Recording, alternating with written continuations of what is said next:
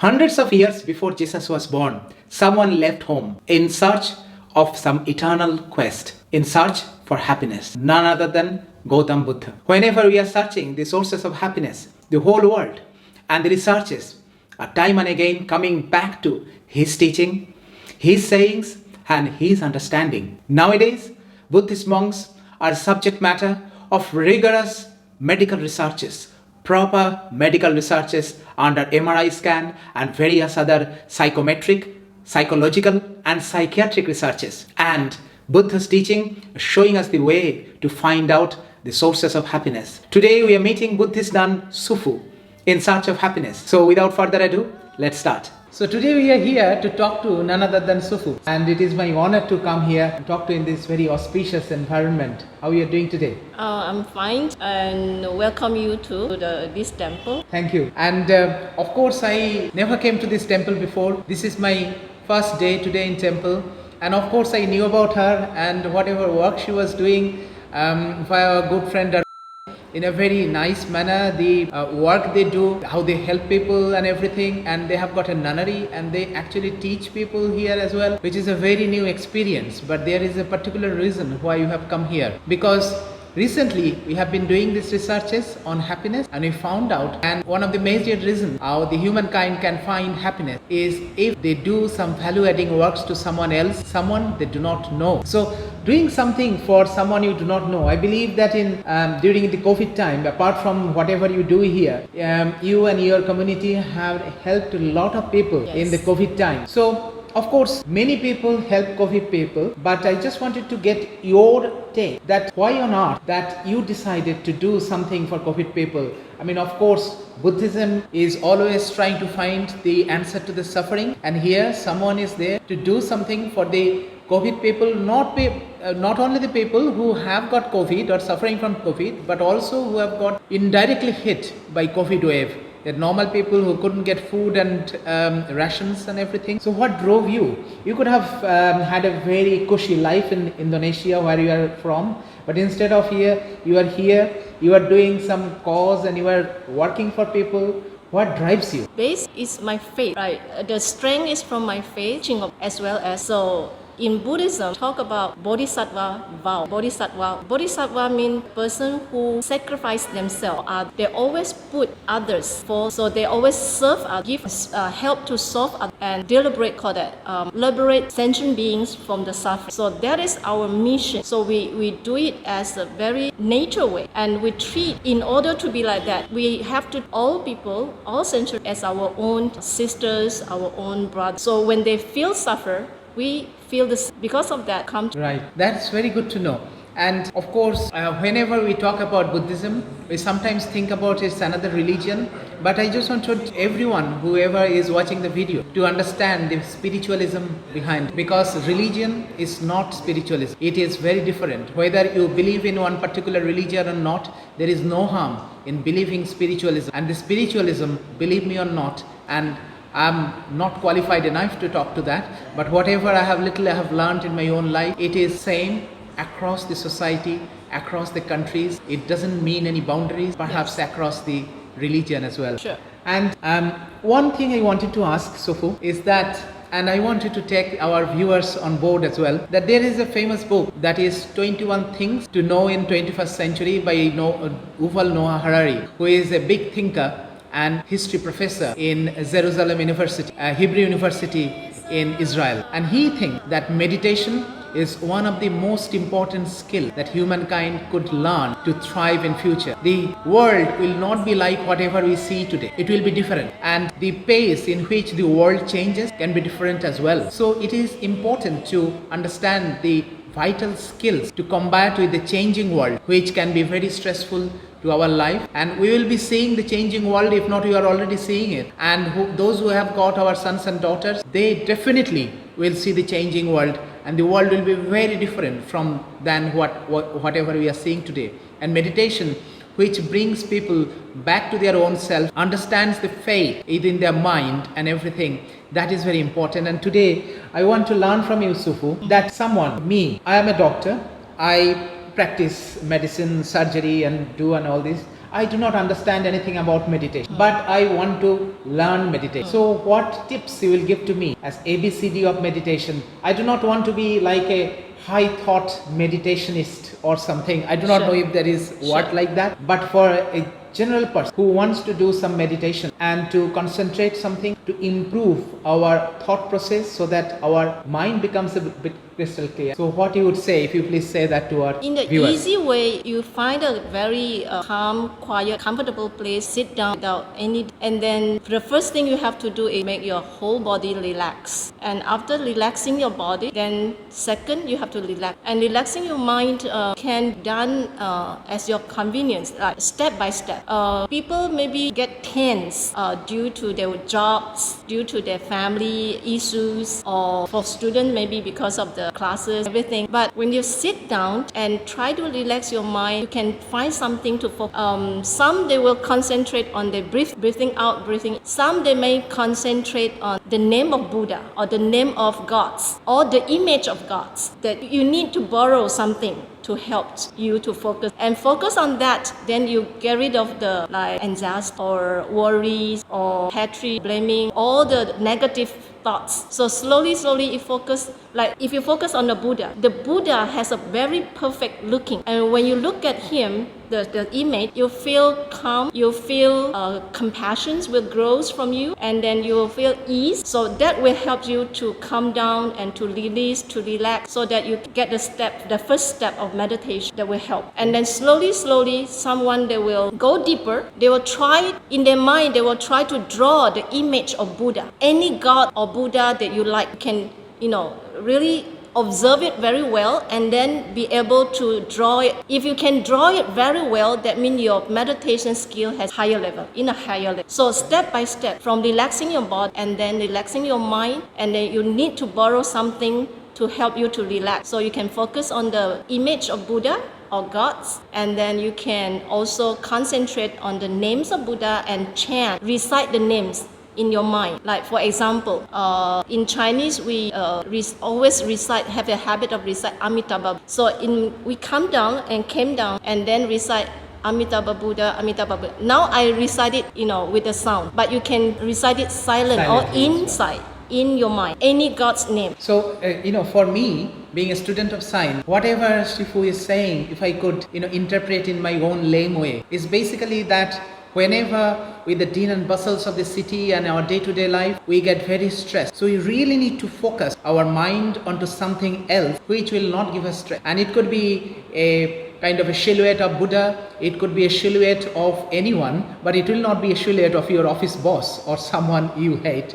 But that is a different issue. You have to find someone who is in a perfect quality. Yeah. So something you think that, I want to be like him, or, you envisage to be having qualities like him, and that will take away your mind from your stress, and that will detoxify your body.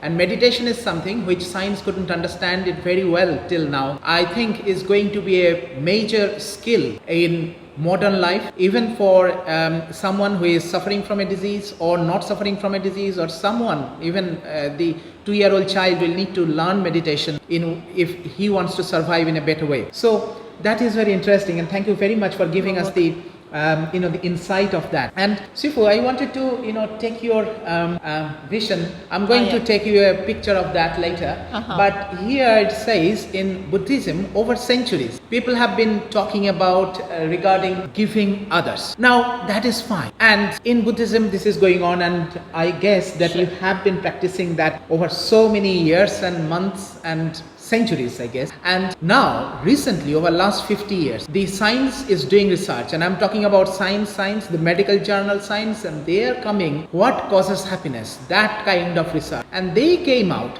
interestingly, and I didn't expect this will be written on the walls here. I was going through a paper which was published in Amsterdam, is Mike Bottle's paper, and Mike Bottle will be one of our guests in one of the programs very soon, and she is a happiness researcher. And in her researches, we find the similar thing, that 40% of the happiness is genetic, that we inherit. Yes. Sometimes you interpret as karma, and sometimes it could be because of our work.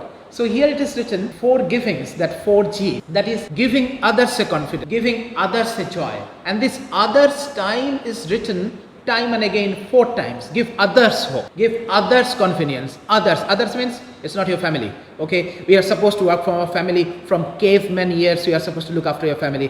That will not give us any overage. But if we think about others, the people who is not known to me, that is known to perpetuate, that is known to magnify our inner happiness. Okay, so that is something, Sufu, I wanted to, come back to your, whatever you have done with your COVID-19, this, that you went, every Kolkata was all shut down, and you with Arvind and everyone went to villages and tried to do everything and gave so much of oxygen concentrator and everything like that. So do you think that doing others makes you happy? Definitely, but when we are doing something or dedicate something to others or give something to others, we are not expecting to gain happiness. Very important. Or to gain any praise or to gain any grateful from others. No, nothing. As a Buddhist practitioner, we have to try to get rid of. We do it because we need to do, because people need it. That's all. Yes. And then since we be able to do it, why not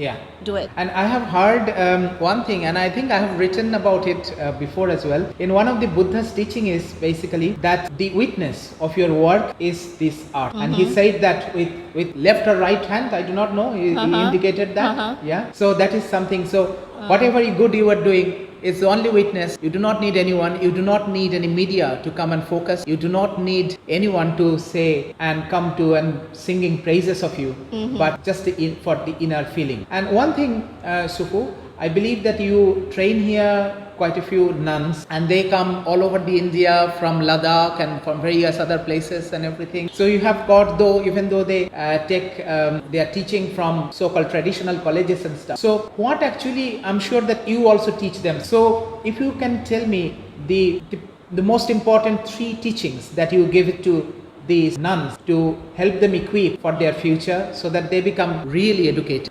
In fact, I have to make a correct. Sure. They are not all nuns. Okay. They are mainly I'm so sorry. Yes. Layperson and girls. Yeah. We teach them a lot of things. Of course, we call that the traditional or officials education. That is as a must. Yeah. But besides of that, the most important thing we think that is the living teaching. How you live. Living teaching. I want to know a little bit more. How you lead your life. How you live. In what kind of condition or what kind of way you want to. What way you want. What are you going to in the future. So the morality, the moral we have to teach them. And living basically like, as a girl, self-reliant is the must. So cooking, cleaning, they have to learn. This is very basic. Everyone needs to learn. Even I learned cooking and cleaning. I didn't know about this, but when I went to England and I stayed on my own, I had to learn cooking and cleaning, and I continued this tradition. So it sounds a bit sexist that women are learning cooking and cleaning, but it is very important for men as well that we learn. These are the basic skills of life, right? Yeah. So like in our monastery, whether boys or when they come to monastery, they have to learn everything from their living, how they take care of themselves. How they take care of everything in the temple, how they take care of their classes, how they take care of their food, how they take care of their beds, their blankets, everything in a proper way. So they have to take care, and then by doing that, by doing the cleaning, by doing, taking care of their beds, actually is a kind of meditation. Meditation, not only sitting there, not a sitting meditation, but meditation could be a moving meditation. Like when you're walking, you're meditating on your steps so that you will not fall down. So while you are lined up, queue up, you have to meditate whether you are in the proper line so that you are not disturbing others. So everything is meditation. So even I drink a cup of tea, I'm meditating on it. So everything you do, you need to meditate so that you will become, it's not only practice into a sharp, that you will grow a sharp way of mind to face all the things in your life, but at the same time, actually, you are practicing and train your mind to be more focused in whatever whether you are talking, whether you are sleeping, or whether you are sitting, or whether you are reading, whether you are doing anything, you always keep mindfulness And that is the thing, the Buddha. When you get mindfulness, you're very easy, you train yourself to awareness, mindfulness, awareness, that helps you to the path of enlightenment. Enlightened, just like you turn on the light, right? Switch on. Yes. But the light's there. But how is there? It's every day. You have to train it. You have to train your mind. And then when the time comes, only one button you switch and just on. So is you're training your mind for that day when you will need that most. Yes. The school I went didn't teach me meditation. It didn't teach me mindfulness. The school you went, did it teach you meditation? Did it teach you mindfulness? If not, it's the time to start doing. By the way, when you say mindfulness, it opens a big door, because mindfulness now is a big in thing, and everyone is studying mindfulness. Even presidents studying mindfulness, even big really? And even the big corporates, they are big industrialists, they are learning mindfulness, because without mindfulness, unless and until we concentrate on whenever we need to, until we keep our minds within our control, we will not be able to thrive and do anything. And today we are not going to discuss mindfulness. Maybe I will ask Arvind to discuss that with you in few minutes. But I just wanted to ask you one important thing, that we are doing this program so that you, who is completely healthy now, will start focusing on this very helpful. Health is not only about running and eating less and eating healthy. It's also about taking care of your mind. Yeah. Okay? And that you have to start when you are well. But many people will not have the scope to do all this meditation when they are well. That means they will not have any practice about their meditation and mindfulness, and they will perhaps start doing it when they are unwell. Okay. For people who are unwell, suppose they are going through some treatment, some difficult treatment, the end of which may not be clear to them. So those type of treatments can be very difficult to go through. Yeah. Yes, that you will also agree. But for them, the people who are already suffering from something, it may be bodily pain, it could be the uncertainties, fear of uncertainties, anxieties about their treatment, about their future. How will you advise them that what to do to keep their mind under control, so that in spite of whatever happening with their health, they can think beyond their health, so that they can find some inner peace at the time of disease, at the time of when they are suffering? If you please tell that. I think first of all they have to change, or they have to change the thoughts, switch the thoughts into different find the strength can help them to see the pain and then just watch it. For example, I remember the first time I encounter, or the first time I experienced meditation, actually it was a great pain for me to fold the leg. So pain. For you? Yes. Oh, gosh. The first time. Yeah. First so time. there is a first day for everyone. Yes, very pain. It really pain. So, but the teacher, the meditation teacher, was teaching whatever you see in your meditation or whatever you feel, you just see it, just watch it. Watch it and see it, how it comes, how it goes. And without give any response to it. No response. Don't like when you clap your hand. Two hands, when you clap, when you respond, there will be a sound produced. Okay. But if you don't respond, there will be no sound. There will be no sound. So don't respond to anything that you see, anything that you feel, then nothing else. I mean, nothing. This is, we call it sunyata. In Sanskrit, we call it sunyata, emptiness. So, but it's very hard. You So need from a Indonesia, train. you came and learned Sanskrit. No, I learned little Sanskrit and This Pali. lady to watch for, I tell you. In Taiwan.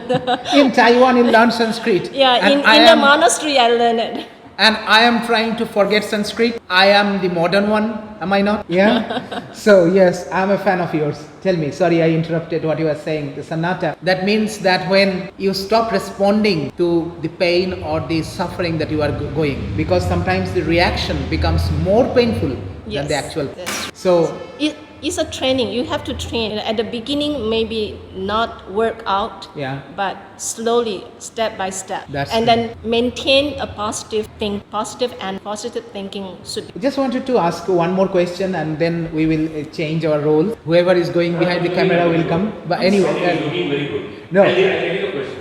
No, I just wanted to ask you one thing. That means that positivity. That means whenever we have got a good time, that means the air condition is running and we have got a cup of tea and I do not have any pain in my body and I have got a very nice environment here, it is normal to feel positive. But when we are at the darkest of the corner, when this camera will be not there, then how you will train our mind to still feel positive in spite of all the negative? If you please give us a little bit something that you have learned in your own ways.